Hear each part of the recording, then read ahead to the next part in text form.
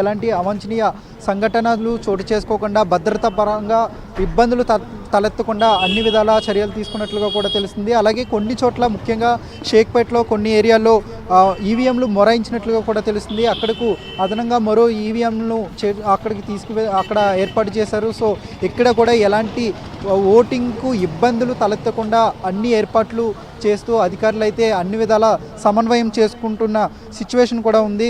అటు 2023లో జరిగిన ఓటింగ్ శాతం కన్నా ఇప్పుడు మరింత ఎక్కువ పెంచేందుకు అధికారులైతే ఏర్పాట్లు చేస్తున్నారు. ఎవరైతే వృద్ధులు ఉంటారో వాళ్ళ కోసం ప్రత్యేకంగా ఏర్పాట్లు చేశారు. అలాగే చిన్నపిల్లలు ఉంటారో వాళ్ళ కోసం కూడా అన్ని విధాలా వాళ్ళకి ఇబ్బందులు తలెత్తకుండా పోలింగ్ కేంద్రాల వద్ద అన్ని ఏర్పాట్లు చేశారు. విజువల్స్లో చూసుకోవచ్చు మనం. ఎవరైతే అభ్యర్థులు సుమారుగా 58 మంది అభ్యర్థులు అయితే ఉన్నారు. సో ఈ 58 మంది అభ్యర్థుల్లో ప్రధానంగా కాంగ్రెస్ పార్టీ అలాగే బీఆర్ఎస్ పార్టీ నుంచి పోటీ ఎక్కువగా నెలకొంది. వాళ్ళ యొక్క అభిమాన గెలిపించుకోవడం కోసం, తమ అభ్యర్థిని గెలిపించుకోవడం కోసం ప్రస్తుతం ఓటింగ్కు పాల్గొనడానికి అయితే ఇప్పుడిప్పుడే మెల్లమెల్లగా వస్తూ ఉన్నారు. సో అంటే ఇప్పుడు ప్రస్తుతం సుమారుగా ఓటింగ్ ప్రారంభమయ్యి 45 నిమిషాలు అవుతుంది కేవలం. సో ఈ 45 నిమిషాల్లో ఓటింగ్ ఎంత నమోదైంది అనేది ప్రస్తుతం అధికారులు ఇప్పటికే అప్డేట్ చేయలేదు. మరో కొద్ది నిమిషాల్లో అంటే సుమారుగా 15 నిమిషాల తర్వాత మొత్తం 1 అవర్లో ఓవరాల్గా ఎంతవరకు ఓటింగ్ నమోదైందనేది అధికారులు వెల్లడించే అవకాశం ఉన్నట్లుగా కూడా తెలుస్తుంది. మరోవైపు యువ ఓటర్లు కూడా ఓటు హక్కును ఉపయోగించుకునేందుకు చాలా ఆసక్తి చూపిస్తున్నారు.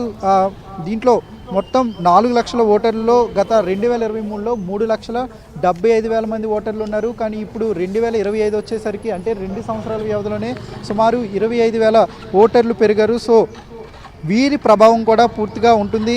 అభ్యర్థులు గెలుపోవటంలో కావచ్చు, లేదంటే వాళ్ళ విజయంలో కూడా వీళ్ళు చాలా కీలకంగా మారుతున్న సిచ్యువేషన్ కూడా కనిపిస్తుంది.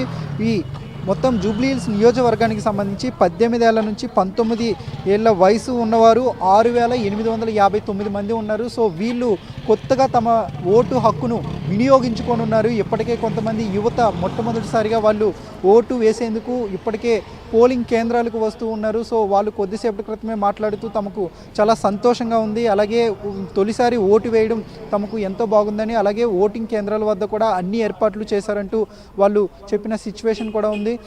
మొత్తం ఓటింగ్కి సంబంధించి ఎక్కడైతే ఈ పోలింగ్ కేంద్రాలు ఉంటాయో పోలింగ్ కేంద్రాల వద్ద 3 అంచెల భద్రతా వ్యవస్థను ఏర్పాటు చేశారు. లోపల సిఆర్పిఎఫ్ పోలీసులతో పాటు వాళ్ళంతా గస్తీ నిర్వహిస్తుంటారు. అలాగే ఈ పోలింగ్ కేంద్రాల బయట వద్ద స్టేట్ పోలీసులు పహారా నిర్వహిస్తుంటారు. అలాగే పోలింగ్ కేంద్రాలకు బయట సుమారు 100 మీటర్ల దూరంలో రిజర్వ్డ్ పోలీసులతో వీళ్ళు పూర్తిగా భద్రతను ఏర్పాటు చేశారు. సో అంటే ఒక పోలింగ్ కేంద్రం వద్ద 3 అంచెల భద్రతా వ్యవస్థను ఏర్పాటు చేశారు. ఎప్పటికప్పుడు డ్రోన్లతో పూర్తిగా ఎలాంటి అవాంఛనీయ సంఘటనలు చోటు చేసుకోకుండా